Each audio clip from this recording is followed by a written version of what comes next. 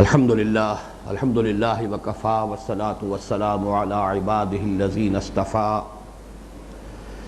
خصوصاً علی افضلہم وخاتم النبیین محمد الامین وعلی آلہ وصحبہ اجمعین اما بعد فقد قال اللہ تبارک وتعالی کما ورد فی آخر سورة الفرقان اعوذ باللہ من الشیطان الرجیم بسم اللہ الرحمن الرحیم والذین لا يدعون مع اللہ الہا آخر ولا يقتلون النفس التي حرم اللہ الا بالحق ولا يزنون ومن يفعل ذلك يلقى أثاما يضاعف له العذاب يوم القيامة ويخلد فيه مهانا إلا من تاب وآمن وعمل عملا صالحا فأولئك يبدل الله سيئاتهم حسنات وكان الله غفورا رحيما ومن تاب وعمل صالحا فإنه يتوب إلى الله متابا صدق الله العظيم رب اشرح لي صدري ويسر لي امري واحلل عقدة من لساني يفقهوا قولي اللهم ربنا الهمنا رشدنا واعذنا من شرور انفسنا اللهم ارنا الحق حقا وارزقنا اتباعه وارنا الباطل باطلا وارزقنا اجتنابه اللهم وفقنا لما تحب وترضى اللہم اجعلنا من عبادک المخلصین آمین یا رب العالمین۔ سورۃ الفرقان کے آخری رکوع پر ہماری دو نشستیں اس سے قبل ہو چکی ہیں۔ ان دو نشستوں کے دوران ہم نے اس رکوع کی 17 آیات کا ایک رواں ترجمہ بھی کر لیا اور اس کے مضامین کا تجزیہ بھی ہم کر چکے ہیں۔ پھر ذہن میں تازہ کر لیجئے، ابتدائی 2 آیات اور آخری ایک آیت کا تعلق ایمانیات سے ہے۔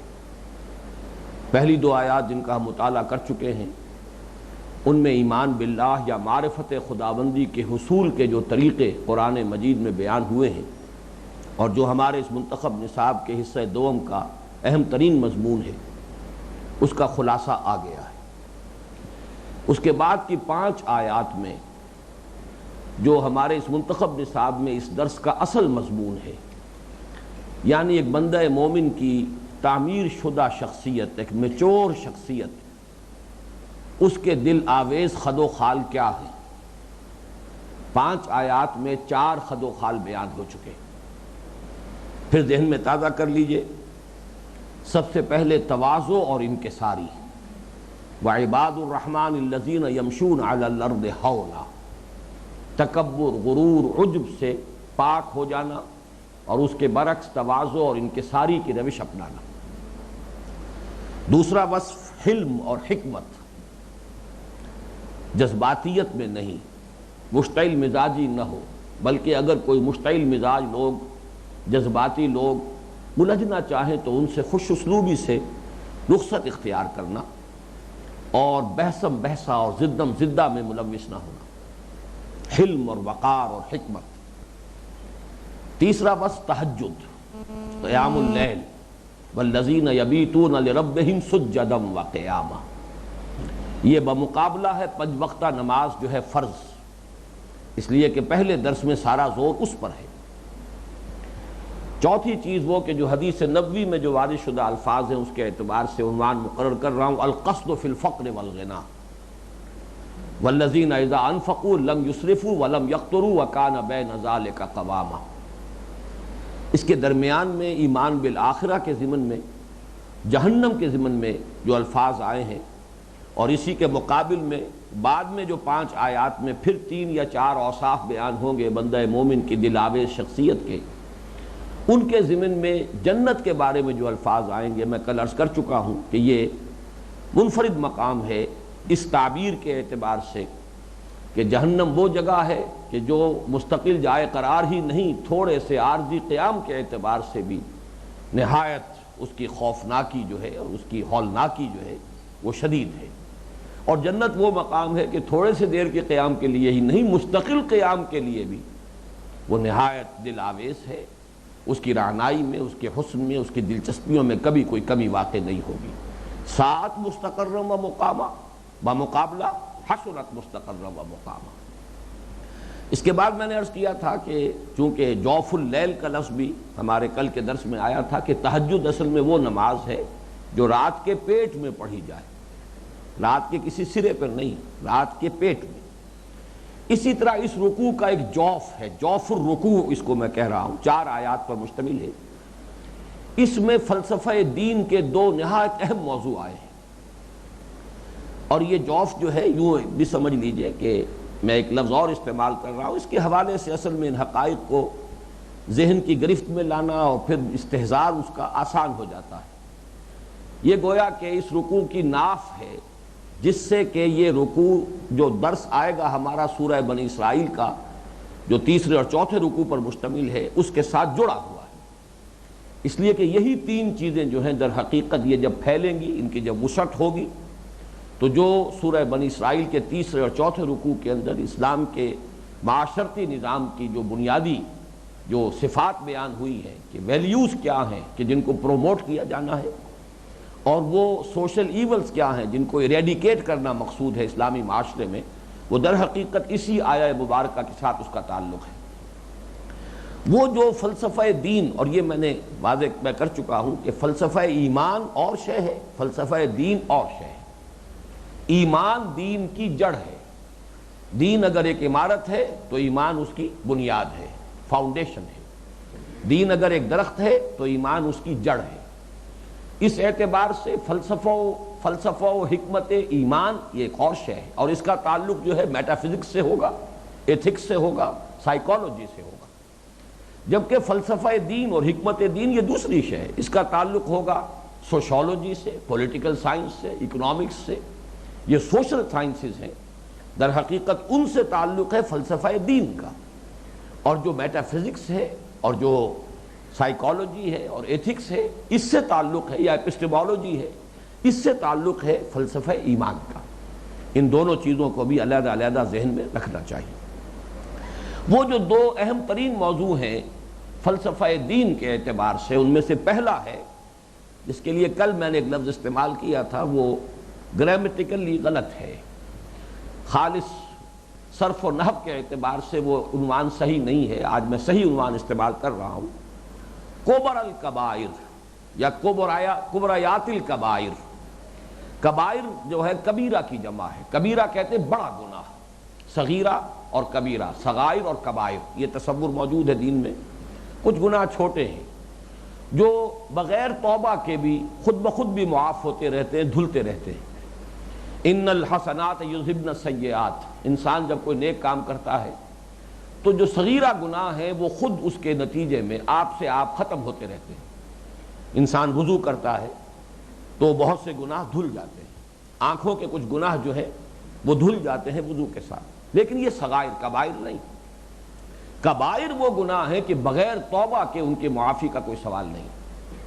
وہ جو کبائر ہیں ان میں پھر سب سے بڑے کبائر تو کبرا کہیں گے، اکبر کا مؤنث ہوگا کبرا، اور کبرا کی جمع یا تو کبر آتی ہے، انہا لإحدی الکبر یا کبریات۔ تو کبائر میں سے کبر یا کبریات کون کون سے ہیں؟ سب سے بڑے بڑے کبائر کون سے ہیں؟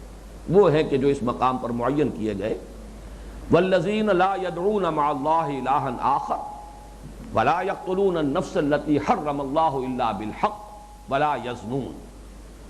سب سے پہلا، سب سے بڑا گناہ جس کے بارے میں سورہ نساء میں 2 مرتبہ یہ آیت وارد ہوئی ہے کہ ان اللہ لا یغفر ان یشرک بہ ویغفر ما دون ذلک لمن یشاء، اللہ اسے تو ہرگز نہیں معاف فرمائے گا کہ اس کے ساتھ شرک کیا جائے، ہاں اس سے کم تر جو گناہ ہے جس کو چاہے گا بخش دے گا۔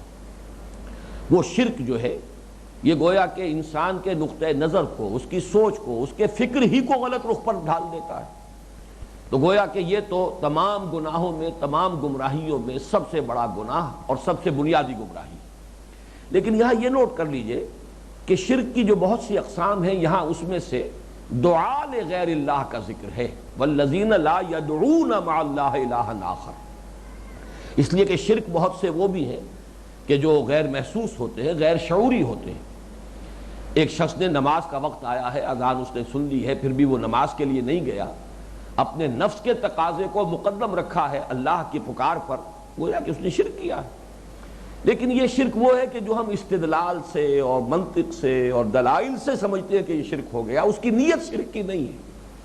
لیکن ایک شرک وہ ہے کہ اللہ کے سوا کسی کو پکار رہا ہے مدد کے لیے، استغاثہ کر رہا ہے، استعانت، ایاک نعبد و ایاک نستعین کی نفی کر رہا ہے۔ گویا کہ اس نے سمجھا ہے کہ کوئی ہستی ایسی ہے کہ جو اس کی مشکلات کو دور کر سکتی ہے، کسی کے اندر یہ قدرت ہے، کوئی ہستی ہے جو حاضر و ناظر ہے، جو اس کی دعا کو سن رہی ہے اور جو اس کی اس تکلیف کو رفع کرنے پر قادر ہے۔ یہ صفات تو صرف اللہ کی ہے۔ اس اعتبار سے یہ گویا کہ یہ جلی اور شعوری شرک ہو گیا، جان بوجھ کر پوری طرح سوچ سمجھ کر ایک انسان اللہ کے سوا اس کا مد مقابل بنا کر کسی کو پکار رہا ہے۔ وَلَا تَدْعُوا مَعَ اللَّهِ إِلَٰهًا آخَرَ، مت پکارو اللہ کے ساتھ کسی اور الہ، کسی اور معبود کو۔ تو یہاں اس شرک کا ذکر ہے، وَالَّذِينَ لَا يَدْعُونَ مَعَ اللَّهِ إِلَٰهًا آخَرَ، وہ لوگ کہ جو نہیں پکارتے اللہ کے ساتھ کسی اور معبود کو۔ جیسا کہ میں نے عرض کیا، یہ تو گویا کہ انسان کے نقطہ نظر، اس کی فکر، اس کی سوچ ہی کو بالکل غلط رخ پر ڈال دینے والی شے ہے۔ تو سب سے بڑا گناہ، سب سے بڑی گمراہی یہی۔ دوسرا اس کے بعد قتل ناحق، وَلَا يَقْتُلُونَ النَّفْسَ الَّتِي حَرَّمَ اللَّهُ إِلَّا بِالْحَقِّ، نہیں قتل کرتے انسانی جان کو جسے اللہ نے محترم قرار دیا ہے مگر حق کے ساتھ۔ یہ میں عرض کر چکا ہوں کہ حق کے ساتھ اس کی شکلیں جن پر تقریباً اجماع ہے علماء کا، فقہاء کا، وہ یہ ہے کہ 4 صورتیں ہیں کہ جن میں کسی انسان کی جان لی جا سکتی ہے۔ قتل عمد کے قصاص میں اگر مقتول کے ورثاء معاف کرنے کے لیے یا خون بہا لینے کے لیے راضی نہ ہو، شادی شدہ زانی یا زانیہ کا رجم، اسلامی ریاست میں مرتد کی قتل کی سزا، اور چوتھے نمبر پر کافر حربی جس کے ساتھ وار ڈکلیئرڈ ہو، کافر ہے، غیر مسلم ہے، ذمی ہے، تو اس کی جان اتنی ہی محترم ہے جتنی کسی مسلمان کی جان۔ غیر حربی کافر ہے، کسی قوم سے، ایسی قوم سے جس سے آپ کی جنگ نہیں ہے یا جس سے آپ کا کوئی معاہدہ ہے، تو ظاہر بات ہے کہ اس کو بھی قتل کرنا جو ہے وہ اسی طرح کبر الکبائر میں سے ہوگا، یہ بڑا گناہ ہے۔ اور اس کی جو منطقی بنیاد ہے کہ اس سے در حقیقت تمدن کی جڑ کٹ جاتی ہے۔ جس شخص نے بھی قتل کیا کسی انسانی جان کو بغیر نفس اور فساد فی الارض، بغیر اس کے کہ کوئی فساد فی الارض ہوا ہو یا یہ کہ کوئی کسی قتل کا قصاص لیا جا رہا ہو، جس نے ان 2 صورتوں کے سوا قتل کیا ہے، فَكَأَنَّمَا قَتَلَ النَّاسَ جَمِيعًا، تو گویا کہ اس نے تو پوری نوع انسانی کو قتل کر دیا۔ تیسری چیز زنا ہے۔ یہ در حقیقت معاشرے کو فاسد بنا دیتی ہے۔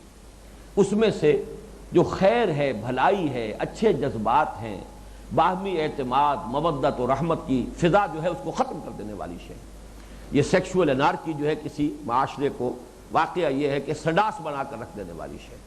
تو یہ 3 چیزیں وہ ہیں کہ جن کو میں نے آج اس کے لیے اصطلاح جو ہے صحیح گریبر کے اعتبار سے کبر الکبائر، کبیرہ گناہوں میں سب سے بڑے 3 گناہ، یا کبریات الکبائر، کبیرہ گناہوں میں سب سے بڑے گناہ جو ہیں وہ یہ 3 ہیں۔ فرمایا وَمَن يَفْعَلْ ذَلِكَ يَلْقَىٰ أَثَامًا، جو کوئی یہ حرکت کرے گا، اس میں سے کسی فعل کا ارتکاب کرے گا، وہ لازماً پہنچ کر رہے گا اس کی پاداش کو۔ اسامہ کا لفظ نوٹ کر لیجئے، اسم کہتے ہیں گناہ، اور گناہ کی جو پاداش ہے اسام، اس کے لیے لفظ استعمال ہوا، گناہ کا منطقی نتیجہ۔ جیسے قرآن مجید میں آیا ہے فَسَوْفَ يَلْقَوْنَ غَيًّا، غیّا کہتے ہیں گمراہی کو، کجروی کو۔ تو در حقیقت جہنم کے لیے لفظ غیّا کیوں آیا کہ یہ کجروی اور گمراہی کا نتیجہ ہے کہ انسان اس جہنم میں داخل کر دیا جائے گا۔ اسی طریقے سے گناہ کی پاداش، گناہ کی سزا کو اسام کہا گیا ہے کہ یہ اس گناہ کی پاداش ہے، یہ اس کی سزا ہے۔ وَمَن يَفْعَلْ ذَلِكَ يَلْقَىٰ أَثَامًا، جو کوئی یہ حرکتیں کرے گا وہ اس کی پاداش کو پہنچ کر رہے گا۔ یضاعف لہ العذاب یوم القیامہ، دگنا کیا جائے گا، لفظی ترجمہ ہوگا دگنا کیا جائے گا، لیکن اس کا یہ لفظ استعمال ہوتا ہے تدریجاً کسی شے میں اضافہ ہوتا چلا جائے، اس کے لیے بھی یہ لفظ آتا ہے۔ تو میں اس کے اعتبار سے بعد میں عرض کروں گا اس میں جو 2 فرق واقع ہوتے ہیں۔ یضاعف لہ العذاب، اس کے لیے عذاب کو بڑھایا جائے گا، دگنا کیا جائے گا یا بڑھایا جاتا رہے گا یوم القیامہ، قیامت کے دن۔ وَيَخْلُدْ فِيهِ مُحَانًا، خلود کہتے ہیں ہمیشہ رہنے کو، اور وہ رہے گا اس میں، اس عذاب میں ہمیشہ ہمیش۔ مہانہ یہ ہون سے یا اہانت سے یا توہین سے، یہ وہن جو ہے واو آ اور نون اس سے لفظ بنا ہے، یعنی ذلت اور رسوائی کے ساتھ۔ اہانت بھی کہتے ہیں کسی کو ذلیل کرنا، رسوا کر دینا، توہین کسی کی رسوائی ہے، تذلیل ہے۔ اس سے پہلے لفظ آ چکا ہے ہونن، وعباد الرحمن الذین یمشون علی الارض ہونن، تواضع کی کیفیت، آہستگی سے، نرم روی سے زمین پر چلنا، یہ ہونن ہے۔ اکڑ کر چلنا یہ اس کے برعکس ہو جائے گا۔ وَلَا تَمْشِ فِي الْأَرْضِ مَرَحًا، جو سورہ لقمان کے دوسرے رکوع میں بھی آ چکا ہے اور سورہ بنی اسرائیل میں بھی یہ الفاظ آئیں گے۔ تو فرمایا وَمَنْ يَفْعَلْ ذَلِكَ يَلْقَ أَثَامًا يُضَاعَفْ لَهُ الْعَذَابُ يَوْمَ الْقِيَامَةِ وَيَخْلُدْ فِيهِ مُحَانًا۔ یہ ایک مضمون مکمل ہو گیا کہ جو اس جوف الرکوع میں، اس رکوع کے درمیانی 4 آیات میں آیا ہے۔ اب دوسرا اس سے بھی اہم موضوع ہے اور وہ ہے توبہ کا موضوع۔ إِلَّا مَن تَابَ وَآمَنَ وَعَمِلَ عَمَلًا صَالِحًا فَأُولَٰئِكَ يُبَدِّلُ اللَّهُ سَيِّئَاتِهِمْ حَسَنَاتٍ وَكَانَ اللَّهُ غَفُورًا رَحِيمًا وَمَن تَابَ وَعَمِلَ صَالِحًا فَإِنَّهُ يَتُوبُ إِلَى اللَّهِ مَتَابًا، سوائے اس کے جو توبہ کرے یا جس نے توبہ کی اور ایمان لایا اور اس نے عمل کیا، نیک عمل، اچھا عمل، فَأُولَٰئِکَ، تو یہ وہ لوگ ہیں، یبدل اللہ سیئاتہم حسنات، کہ بدل دے گا اللہ ان کی برائیوں کو بھلائیوں سے۔ وَكَانَ اللَّهُ غَفُورًا رَحِيمًا، اور اللہ تعالیٰ تو غفور اور رحیم ہے ہی۔ وَمَن تَابَ وَعَمِلَ صَالِحًا، اور جو توبہ کرے یا جس نے توبہ کی، وَعَمِلَ صَالِحًا، اور عمل کیا اچھا، فَإِنَّهُ يَتُوبُ إِلَى اللَّهِ مَتَابًا، تو وہی ہے جو توبہ کرتا ہے اللہ کی جناب میں جیسے کہ توبہ کرنے کا حق ہے۔ توبہ کے موضوع پر یہ مقام جو ہے قرآن مجید کا بہت اہم ہے، اور پھر میں عرض کر رہا ہوں کہ حکمت دین کے جو بڑے بنیادی مسائل ہیں ان میں سے ایک مسئلہ ہے، اس لیے کہ اس مسئلے میں بعض مذاہب کو یا مذاہب کے جو ان کے اندر غلطی اور غلط روی پیدا کرنے والے ہیں، ان کو بہت بڑی ٹھوکر لگی ہے۔ ایک ہے انسان کے مادی اعمال اور مادی قوانین کے جو گورن کر رہے ہیں اس دنیا کو، ایک ہے اخلاقی قوانین۔ ان دونوں میں ایک بڑا بنیادی فرق ہے۔ مادی قوانین کے نتائج اس دنیا میں لازماً نکلتے ہیں، الا یہ کہ اللہ تعالیٰ اپنے خصوصی فضل و کرم سے یا خصوصی اپنی قدرت جو ہے اس کے ذریعے سے اس میں کہیں رکاوٹ ڈال دے۔ اس کو ہم خرق عادت کہتے ہیں، معجزہ ہے، اللہ تعالیٰ طبعی قانون کو توڑ کر اپنی خصوصی قدرت کا اظہار فرماتا ہے۔ لیکن یہ تو شاذ ہوتا ہے، عام یہی ہے کہ چاہے آپ سے غلطی ہو گئی ہے، نیک نیتی سے آپ نے غلط کام کیا ہے، لیکن جب غلط کام کیا تو اس کا نتیجہ تو نکل کر رہے گا۔ آپ نے غلطی سے سنکھیا کھا لیا تو چاہے غلطی سے کھایا، آپ کی نیت نہیں تھی خودکشی کی، لیکن وہ اس کا نتائج جو ہے وہ تو ظاہر ہو کر رہیں گے۔ آپ نے غلطی سے انگارہ اٹھا لیا، آپ کی نیت نہیں تھی، آپ نے اسے سمجھا تھا کوئی اور شے، لیکن وہ انگارہ تھا تو اس سے تو آپ کا ہاتھ جل کر رہے گا۔ تو مادی قوانین جو ہیں وہ یہاں پر پورے طور پر لاگو ہیں، الا یہ کہ اللہ تعالیٰ کی طرف سے قدرت خصوصی کا کوئی معاملہ ہو جائے، اس کی کوئی مشیت خصوصی جو ہے وہ آڑے آ جائے۔ اخلاقی قوانین کو بعض لوگوں نے اسی پر قیاس کیا ہے۔ اگر کوئی اخلاقی مجھ سے غلطی سرزد ہو گئی ہے، کوئی گناہ سرزد ہو گیا ہے، تو شاید انہوں نے یہ سمجھا کہ اس کا جو نتیجہ ہے وہ بھی لازماً انسان کو مل کر رہے گا۔ یہ وہ شے ہے مذہب کی دنیا میں اور فلسفہ مذہب میں کہ اس سے بہت بڑا فساد رونما ہوا ہے۔ سب سے بڑا یہ معاملہ ہوا ہے عیسائیت میں۔ حضرت آدم علیہ السلام کی جو خطا تھی، جو غلطی تھی کہ اللہ تعالیٰ کے حکم سے سرتابی کی اور اس جنت کے اس درخت کا پھل کھا لیا کہ جس سے انہیں روکا گیا تھا، شجر ممنوعہ، قرآن مجید نے وضاحت کر دی ہے کہ انہوں نے توبہ کر لی تھی اور اللہ نے توبہ قبول فرما لی۔ سورہ بقرہ کے 4 رکوع میں بھی ہے، فَتَلَقَّى آدَمُ مِن رَبِّهِ كَلِمَاتٍ فَتَابَ عَلَيْهِ إِنَّهُ هُوَ التَّوَّابُ الرَّحِيمُ۔ آدم نے اپنے رب سے کچھ کلمات سیکھ لیے، حاصل کر لیے، حضرت آدم کی طبیعت میں پشیمانی کا یہ کیفیت پیدا ہوئی، انہیں افسوس ہوا، رنج ہوا، مجھ سے یہ کیا خطا سرزد ہو گئی، اور یہ پشیمانی کے جذبات یہی اصل میں توبہ کی اصل روح ہے۔ جب یہ کیفیت پیدا ہو گئی تو الفاظ نہیں تھے ان کے پاس کہ جن سے وہ اللہ تعالیٰ کی جناب میں توبہ کرتے۔ اللہ تعالیٰ نے وہ الفاظ خود تلقین فرما دیے، فَتَلَقَّى آدَمُ مِن رَبِّهِ كَلِمَاتٍ فَتَابَ عَلَيْهِ إِنَّهُ هُوَ التَّوَّابُ الرَّحِيمُ۔ سورہ اعراف کے دوسرے رکوع میں وہ الفاظ بھی نقل کر دیے گئے، ربنا ظلمنا انفسنا وان لم تغفر لنا وترحمنا لنکونن من الخاسرین۔ اے رب ہمارے، ہم نے اپنی جانوں پر ظلم ڈھایا ہے، ہم نے اپنے اوپر ظلم کیا ہے، اور اگر تو نے ہمیں معاف نہ کر دیا اور ہم پر رحم نہ فرمایا تو ہم تو خسارے والوں میں سے ہو جائیں گے، برباد ہو جائیں گے۔ اللہ نے ان کی توبہ قبول فرما لی۔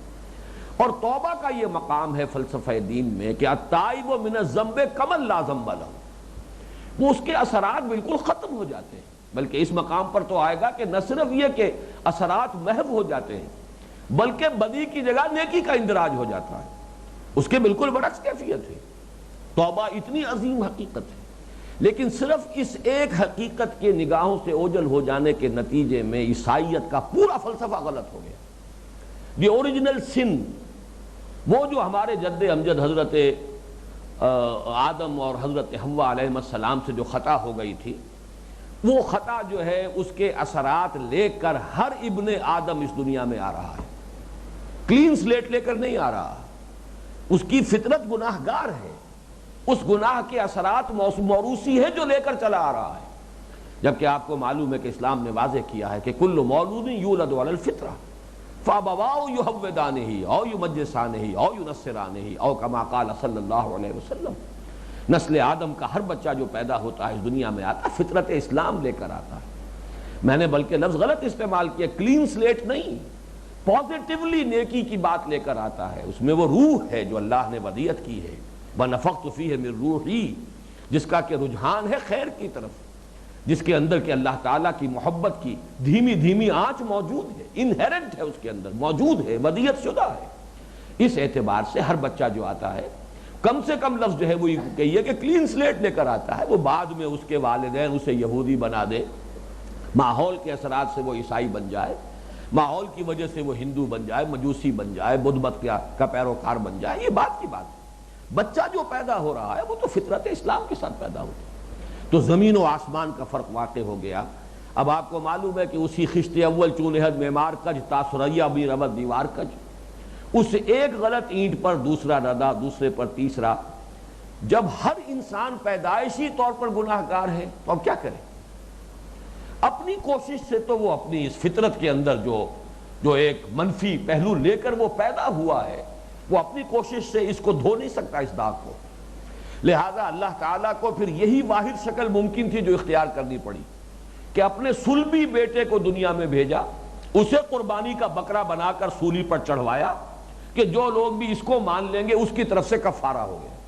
انا للہ و انا الیہ راجعون، بنائے فاسد علی الفاسد، خشت اول چونہد معمار کج تا ثریا می رود دیوار کج۔ ایک خطا بنیاد میں ہو گئی، اب اس کے اوپر جو ردے چڑھے ہیں تو وہ خطا سے خطا اور خطا سے خطا، اور بلکہ اس سے بڑی خطا پھر اور اس سے بڑی خطا، یہ سارا فلسفہ ہے جو موجودہ عیسائیت میں موجود ہے، اور اس کی بنیاد یہی ہے، دی اوریجنل سن، اس کے اثرات ختم نہیں ہو سکتے۔ نسل آدم کا ہر جو بھی انسان ہے، چاہے مرد ہو چاہے عورت ہو، وہ بنیادی طور پر اس گناہ کی گٹھڑی کا بوجھ لاد کر اپنے کندھے پر دنیا میں آ رہا ہے، اور کوئی ذریعہ نہیں ہے کہ وہ اس کے اثرات سے اپنے آپ کو بچا سکے، بلکہ اس کے لیے ایک ہی شکل ہے، مسیح پر ایمان لے آؤ۔ تو مسیح پر ایمان لانا ہی در حقیقت گویا کہ تمہیں اس گروہ میں شامل کر دے گا جس کی طرف سے پیشگی وہ اپنی جان کا نذرانہ دے کر کفارہ بن چکا ہے۔ یہ سارا فلسفہ جیسا کہ میں نے عرض کیا، اس توبہ کی حقیقت کو نظر انداز کر دینے سے اور اس ایک حقیقت کے نگاہ سے اوجھل ہونے کے باعث یہ جو ہے اتنا بڑا غلط فلسفہ مذہب کی دنیا میں رواج پا گیا۔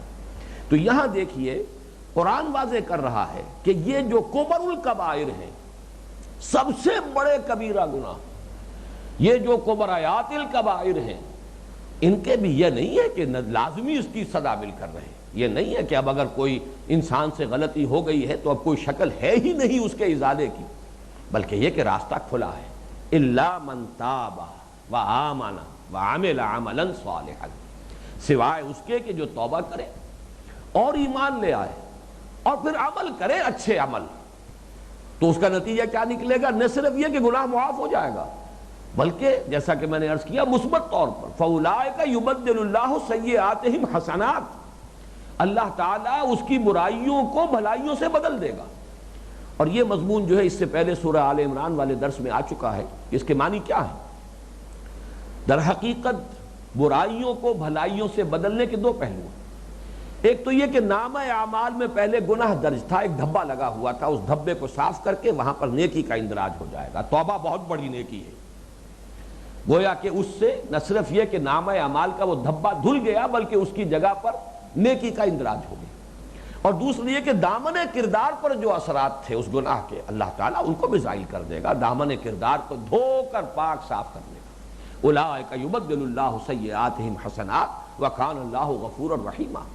یہ کانا جو ہے یہاں پر ناقصہ نہیں ہے، تامہ ہے۔ اللہ تو ہے ہی غفور الرحیم، وہ تو منتظر رہتا ہے کہ میرا بندہ جو ہے توبہ کرے۔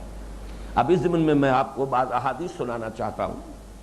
ایک حدیث کہ جو سب سے اہم ہے اس موضوع پر، اور حضرت انس بن مالک رضی اللہ تعالی عنہ جو خادم خاص رہے ہیں نبی اکرم صلی اللہ علیہ وسلم کے 9 برس تک، ان سے یہ روایت مروی ہے، قال قال رسول اللہ صلی اللہ علیہ وسلم للہ افرح بتوبت عبدہ من احدکم سقط علی بعیرہ وقد اضلہ فی ارض فلات، متفق علیہ۔ اس روایت کی جو یہ الفاظ آ رہے ہیں یہ صحیح بخاری میں بھی ہیں، صحیح مسلم میں بھی، متفق علیہ۔ البتہ اس میں کچھ اضافی تفصیل ہے جو صحیح مسلم کی ایک روایت میں ہے، وہ صحیح بخاری میں نہیں ہے، وہ میں بعد میں سناؤں گا۔ لیکن پہلے اس کو سمجھ لیجئے، للہ، یقیناً یہ لام جو شروع میں ہے یہ لام ہے تاکید کے لیے، للہ، یقیناً اللہ تعالی، افرح بتوبت عبدہ، زیادہ خوش ہوتا ہے، اسے زیادہ فرحت حاصل ہوتی ہے اپنے بندے کی توبہ سے اس شخص کے مقابلے میں من احدکم سقط علی بعیر وقد اضلہ فی ارض فلات، کہ جس کا اونٹ کسی بیابان میں گم ہو گیا تھا اور وہ اس سے مایوس ہو چکا تھا، لیکن اچانک اسے اونٹ مل گیا۔ تو یہ گم شدہ اونٹ جو عرب کی سب سے بڑی متاع تھی، بدو کی زندگی کا یوں سمجھیے کہ کھوٹا تھا اونٹ، اسی کے گرد زندگی گھومتی تھی، اس کی زندگی کا محور ہے اونٹ، اسی پر سفر ہے، اسی کا دودھ پی رہے ہیں، اسی کے کھالوں سے خیمے بنا رہے ہیں، اور سفر میں پانی کی ضرورت ہوئی ہے تو وہ اسی کے حلق کے اندر جو ہے ایک لکڑی مار کر جو ہے اس سے وہ پانی حاصل کر رہے ہیں۔ ہر شے جو ہے اس کی زندگی جو ہے گویا کہ اونٹ کے ساتھ وابستہ تھی، اور وہ اونٹ ہی کہیں گم ہو گیا، فی ارض فلات، ایک لقودق بیابان میں اونٹ گم ہو گیا، گویا کہ زندگی کا سہارا جو ہے اس کے ہاتھ سے جاتا رہا، کہ اچانک دیکھتا ہے کہ اونٹ موجود ہے۔ اب اس کی خوشی کا کیا عالم ہوگا اس کا تصور کرو۔ تو جان لو کہ اللہ کو اپنے کسی گناہگار بندے کی توبہ سے اس سے بھی زیادہ خوشی ہوتی ہے۔ للہ افرح بتوبت عبدہ من احدکم سقط علی بعیرہ وقد اضلہ فی ارض فلات، یہ الفاظ جو ہے متفق علیہ ہے، بخاری اور مسلم دونوں میں۔ اور جو مسلم شریف کی ایک اضافی روایت ہے اس میں اس کی تفصیل آئی ہے، للہ اشد فرحا بتوبت عبدہ حین یتوب الیہ من احدکم کان علی راحلتہ بارض فلات فانفلتت منہ وعلیہا طعامہ وشرابہ فایس منہا فأتی شجرۃ فاضطجع فی ظلھا وقد ایس من راحلتہ فبینما ہوا کذلک اذ ہوا بہا قائمۃ عندہ فاخذ بختامہا ثم قال من شدۃ الفرح اللہم انت عبدی وانا ربک اقطع من شدۃ الفرح۔ یہ میں نے پوری عبارت پڑھ دی ہے، ترجمہ یہ ہے کہ لوگوں، اللہ کو اپنے کسی گناہگار بندے کی توبہ سے اس شخص سے بھی کہیں زیادہ خوشی ہوتی ہے جس شخص کی اب آپ نے تمثیل بیان کی ہے، کہ وہ شخص کان علی راحلتہ بارض فلات، وہ اپنی ایک سواری پر، کوئی اونٹنی ہے اس پر وہ سفر کر رہا تھا ایک بڑے لقودق بیابان میں، صحرا میں، فانفلتت منہ، وہ اونٹنی اس سے گم ہو گئی، وعلیہا طعامہ وشرابہ، اسی اونٹنی پر اس کا کھانا بھی تھا، کوئی پوٹلی بندھی ہوئی وہ بھی لٹکی ہوئی تھی اسی کے کجاوے کے ساتھ، اور اسی پر پانی تھا، کوئی چھاگل جو ہے یا کوئی مشک ہے وہ بھی اسی کے ساتھ لٹکی ہوئی تھی، پانی بھی اسی پر اور کھانا بھی اسی پر۔ فیس منہا، تلاش کر کر کے دائیں بائیں آگے پیچھے شمال جنوب بھاگ دوڑ کر کے مایوس ہو گیا، کہیں اونٹنی کا نام و نشان نہیں ملا۔ فاتا شجرتن فاستجع فی ظلھا، اب وہ تھک ہار کر ایک درخت کی طرف آیا اور اس کے سائے میں لیٹ گیا۔ وقد ایسا من راحلتہ، یہ وہ اپنی اونٹنی سے مایوس ہو گیا، اور اونٹنی سے مایوسی کا مطلب کیا؟ زندگی سے مایوسی، اب تو موت کا انتظار ہے، نہ اس لقدق صحرا میں سفر ممکن ہے، پانی بھی اسی پر تھا وہ بھی گیا، کھانے کا کوئی راشن تھا وہ بھی اسی پر تھا وہ بھی گیا، اور بھاگ دوڑ کر کے تھک بھی گیا، اپنی ساری قوت اور توانائی بھی جو ہے وہ ایگزاسٹ ہو چکی، تو اب تو موت کے انتظار میں ہے۔ فبینما ہوا کذالک اذ ہوا بہا قائمۃ عندہ، تو وہ ابھی اسی حال میں تھا مایوسی کے موت کے انتظار میں کہ اچانک دیکھتا ہے کہ اونٹنی تو کھڑی ہے، موجود ہے۔ فاخذ بختامها، اب وہ اس کی وہ لگام جو ہے اس کو پکڑتا ہے۔ ثم قال من شدت الفرح، پھر وہ اپنی خوشی کی شدت اس سے بے قابو ہو کر کہتا یہ ہے اللہم انت عبدی وانا ربک، اے اللہ تو میرا بندہ ہے میں تیرا رب ہوں۔ یعنی یہ اس کی زبان لڑکھڑا گئی ہے خوشی کی شدت کی وجہ سے کہ کہنا چاہیے تھا کہ اللہ میں تیرا بندہ ہوں تو میرا رب ہے، پروردگار تو نے مجھے بچایا ہے، تو میرا رب ہے اور میں تیرا بندہ ہوں، لیکن اس شدت فرح کی وجہ سے، اس خوشی کا جو غلبہ ہے اس پر اس کی وجہ سے کہہ بیٹھتا یہ کہ اللہ تو میرا بندہ ہے میں تیرا رب ہوں۔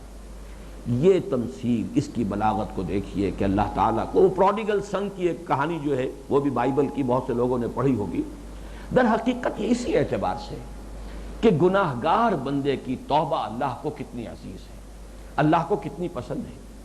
جیسے کہ آتا ہے کہ اللہ تعالیٰ تو ہر شب جو آخری حصہ ہے، آخری جن کو small hours of the morning آپ کہتے ہیں، اللہ تعالیٰ نزول اجلال فرماتے ہیں سمائے دنیا تک، اور پھر ایک ندا ہوتی ہے حل من مستغفر فاغفر اللہ، ہے کوئی استغفار کرنے والا کہ میں اسے بخش دوں، حل من سائل فاعطیہ، ہے کوئی مانگنے والا کہ میں اسے عطا فرما دوں۔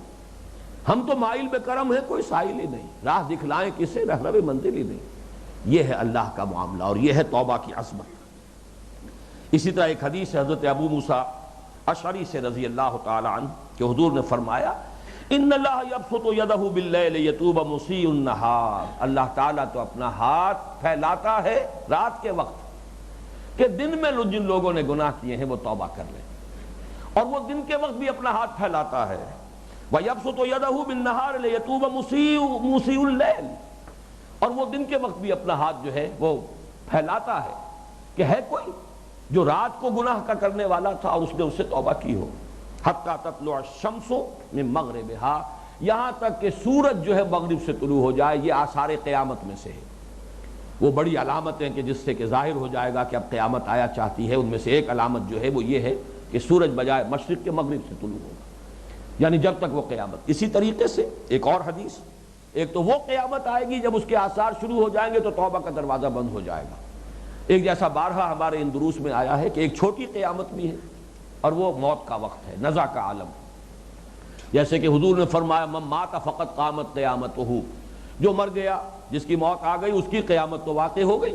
اب اس کی قیامت تو واقعہ یہ ہے کہ جب مہلت عمل ختم ہو گئی، جب کہہ دیا ہے کسی شخص نے کہ سٹاپ رائٹنگ، تو اب تو نتیجہ ہی نکلنا ہے نا، وہ 2 دن میں نکلے 2 مہینے میں نکلے، نتیجہ نکلے گا، اب آپ کچھ اور کر تو نہیں سکتے، تو گویا کہ قیامت تو قائم ہو گئی۔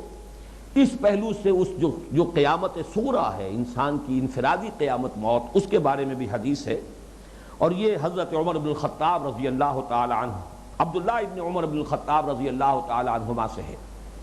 حضور نے فرمایا صلی اللہ علیہ وسلم، اور یہ ترمذی شریف کی روایت ہے، ان اللہ عز وجل یقبل توبۃ العبد ما لم یغرغر، اللہ تعالیٰ اپنے بندے کی توبہ کو قبول فرماتا ہے جب تک کہ یہ گھنگرو نہ بولنے لگے موت کا، نزع کا وہ عالم۔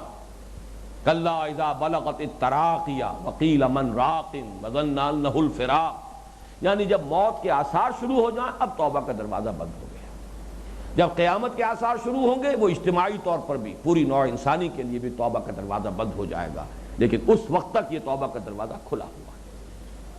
اس میں ایک اور حدیث ہے بڑی پیاری، اور اس سے در حقیقت وہ بات زیادہ واضح ہو جائے گی کہ یہ فلسفہ دین میں سے اگر یہ شے اوجھل ہو جائے، نظر انداز ہو جائے، تو اس کے کیا اخلاقی نتائج نکلتے ہیں۔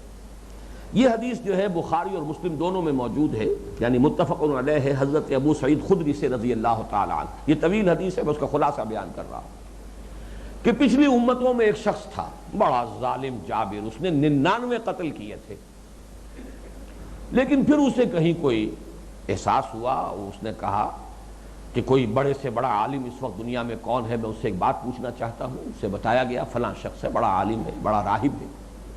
گیا، اس نے کہا کہ دیکھو بھائی، مجھ سے 99 قتل ہو چکے ہیں، 99 انسانوں کو میں نے ظالمانہ قتل کیا ہے ناحق، میرے لیے اب بھی کوئی توبہ کا امکان ہے؟ اس نے کہا نہیں، کوئی توبہ نہیں۔ اس نے اس کو بھی قتل کر دیا کہ جب 99 پہلے تو 100 سے ایک اور سے، وہ 100 کو مکمل کر لیے۔ پھر اس نے پوچھا کہ ہے کوئی کہ جو اس سے بھی بڑا کوئی عالم ہو، مجھے کوئی رہنمائی کرو، میں اس کے پاس جاؤں۔ اب وہ گیا ایک شخص کے پاس، اس سے جب یہ بات کی کہ میں 100 قتل کر چکا ہوں، مجھے بتاؤ کہ میرے لیے بھی کوئی رستگاری ہے، کوئی توبہ کی شکل ہے؟ اس کے الفاظ یہ ہیں، نعم، کیوں نہیں، وَمَن يَحُولُ بَيْنَهُ وَبَيْنَ التَّوْبَةِ، کون ہے وہ جو حائل ہو جائے بندے کے اور توبہ کے درمیان؟ کوئی نہیں ہے، توبہ کا دروازہ کھلا ہے، جب بھی احساس ہو جائے، جب بھی رجوع ہو۔ بڑا پیارا، بڑے پیارے اشعار ہیں وہ، باز آ ہرچ ہستی باز آ، گر کافر و گبر و بت پرستی باز آ، این درگہ ما درگہ نومیدی نیست، 100 بار اگر توبہ شکستی باز آ، کوئی حرج نہیں ہے اگر 100 مرتبہ بھی تم توبہ توڑ چکے ہو، تب بھی اگر پھر دوبارہ طبیعت میں حقیقی پشیمانی پیدا ہو گئی ہو، حقیقی عزم اور ارادہ ہو کہ اب یہ کام نہیں کروں گا، تو توبہ پھر بھی صحیح توبہ ہو۔ اس بات کو جان لیجئے، یہ سرمد کے اشعار ہیں، وہ جو جس طریقے سے کہ قتل ہوا تھا منصور حلاج کلمہ کفر کی وجہ سے، اسی طرح سرمد بھی قتل ہوا ہے، مقتول ہے، لیکن اس کے اشعار بڑے پیارے اشعار ہیں، بڑے عارفانہ اشعار۔ باز آ ہرچ ہستی باز آ، لوٹ آؤ لوٹو، جو بھی کچھ ہو، اگر کافر ہو گبر ہو بت پرستی باز آ، چاہے بت پرست ہو، کافر ہو، مجوسی ہو، کوئی ہو، آؤ، این درگہ ما درگہ نومیدی نیست، یہ گویا کہ اللہ تعالیٰ کی طرف سے ہے، میری یہ درگاہ، میرا یہ دروازہ جو ہے یہ نومیدی کا دروازہ نہیں ہے، 100 بار اگر توبہ شکستی باز آ، اگر اس سے پہلے 100 مرتبہ بھی توبہ توڑ چکے ہو تو آؤ۔ اس کی میں چاہتا ہوں کہ حکمت بھی آپ کو بیان کر دوں۔ واقعہ یہ ہے کہ اللہ تعالیٰ نے تمام انسان ایک جیسے نہیں بنائے، کچھ قوی الارادہ، قوی الہمت لوگ ہوتے ہیں، کچھ ضعیف الارادہ، ضعیف الہمت لوگ ہوتے ہیں۔ قوت ارادی کمزور ہے، چاہتے ہیں دل سے کسی شے کو چھوڑ دینا، نہیں چھوڑ پا رہے۔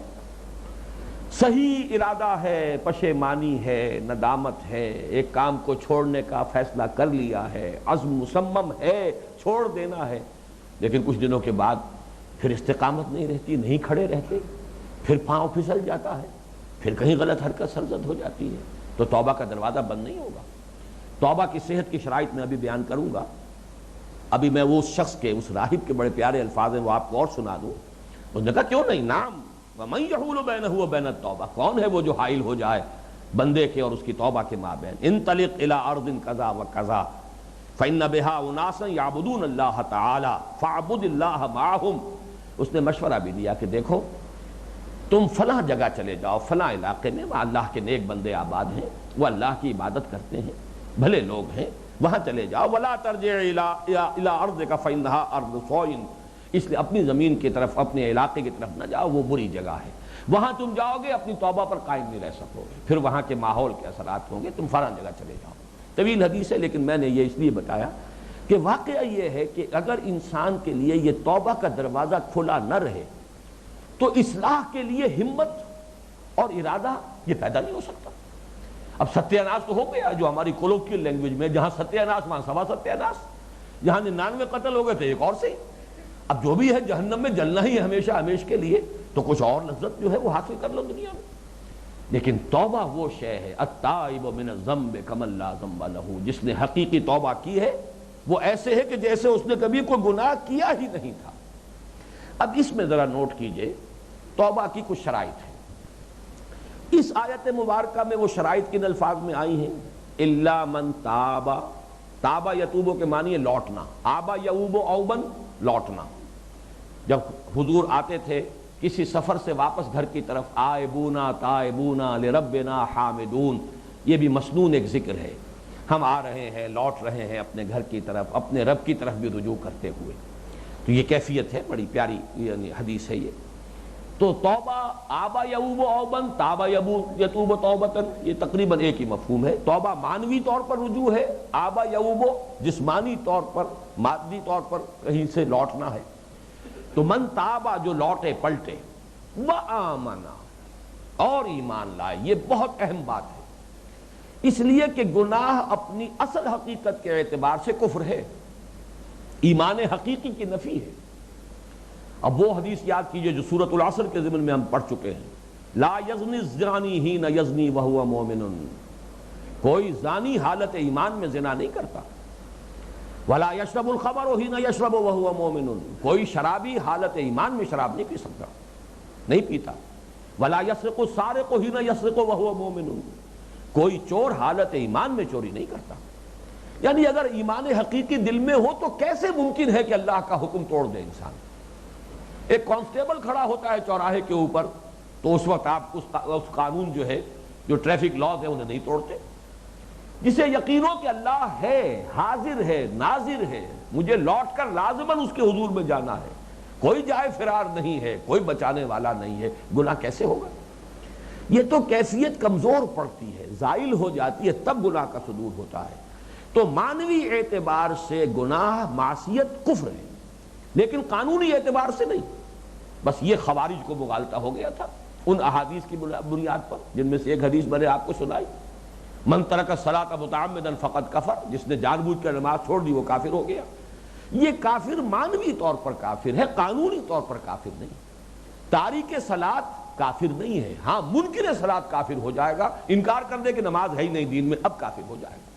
لیکن نماز پڑھتا نہیں ہے، تارک صلاۃ ہے، فاسق کہیں گے، فاجر کہیں گے، سزا دیں گے، جو بھی حدود ہیں، تعزیرات ہیں، اس پر نافذ کریں گے، لیکن کافر نہیں کہیں گے۔ زانی بھی، اس کو آپ رجم کر دیجئے، لیکن رجم کرنے کے بعد بھی اس کی نماز جو ہے، نماز جنازہ پڑھی جائے گی، وہ مسلمان ہے، کافر نہیں ہو گیا تھا۔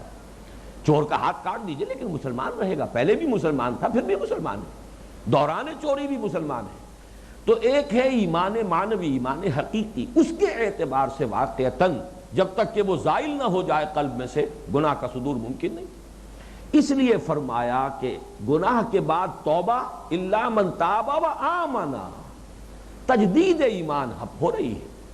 اس لفظ کے حوالے سے نوٹ کر لیجئے، آپ نے شاید تنظیم اسلامی کی اگر کوئی مطبوعات کا کبھی کوئی مطالعہ کیا ہو تو ہمارا ایک بہت بلاک جو ہے بڑے نمایاں الفاظ میں تنظیم اسلامی کی اساسی دعوت، 3 الفاظ کے ذریعے سے ہم نے اس کو واضح کیا، توبہ، تجدید ایمان، توبہ اور تجدید عہد۔ تجدید ایمان اور توبہ بالکل ایک شے ہے، اور یہی تجدید عہد ہے، دوبارہ اثر نو عہد کر رہے ہیں، ایاک نعبد و ایاک نستعین، پروردگار خطا ہو گئی تھی بخش دے، اب میں اثر نو عہد کر رہا ہوں، تیری ہی بندگی کرتا ہوں اور کروں گا، اور تجھ ہی سے مدد مانگتا ہوں اور مانگوں گا۔ اس اعتبار سے معصیت معنوی طور پر کفر تھا، قانوناً نہیں، لہذا توبہ در حقیقت معنوی اعتبار سے ایمان لانا یا تجدید ایمان ہے۔ الا من تاب و آمن، اب جب یہ ایمان ہوگا حقیقی، اس کا منطقی نتیجہ کیا ہے؟ وعمل صالحا، ایمان حقیقی ہوگا تو عمل لازماً درست ہو جائے گا۔ کیسے ممکن ہے کہ ایمان حقیقی ہو، نور ایمان جو ہے دل میں موجود ہو اور پھر عمل درست نہ ہو؟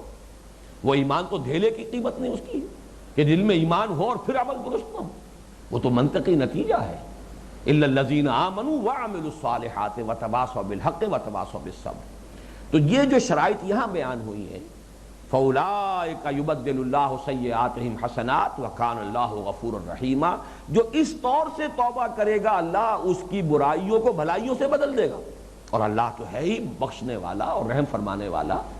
اس کے بعد اسے موقت کیا، وَمَن تَابَ وَعَمِلَ صَالِحًا فَإِنَّهُ يَتُوبُ إِلَى اللَّهِ مَتَابًا، اور جو توبہ کرے اور پھر نیک عمل کرے، گویا کہ جو منطقی نتیجہ ہے تجدید ایمان کا، اب یہاں اس کو نمایاں کیا۔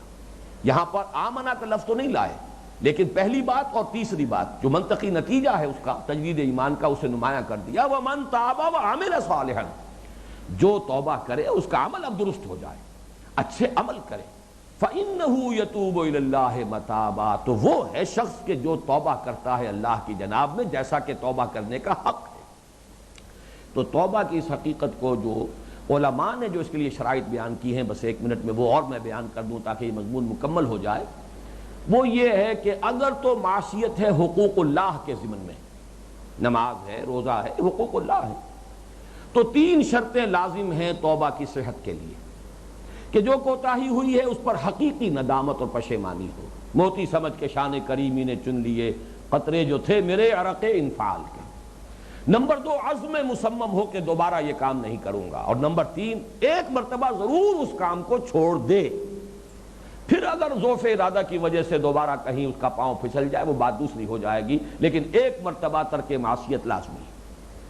لیکن اگر ہے حقوق العباد کا مسئلہ تو ایک 4تھی شرط اضافی ہے، اور وہ یہ ہے 3 شرطیں موجود ہوں گی اور 4تھی شرط یہ ہے کہ تلافی کرے. جو حق تلفی کی ہے بندے کی اس کی تلافی کرے یا اس سے معافی حاصل کرے. اس کی غیبت کی تھی معافی مانگے، اس کا مال ہڑپ کر لیا تھا ناجائز طور پر اس کی تلافی کرے، کسی کی وراثت جو ہے وہ غصب کر لی تھی اس کو وہ پہنچائے. یہ اضافی 4تھی شرط ہے. اس کے بغیر جو حقوق العباد سے متعلق گناہ ہیں وہ معاف نہیں ہوں گے. بارک اللہ لی ولکم فی القرآن العظیم ونفعنی وإیاکم بالآیات والذکر الحکیم.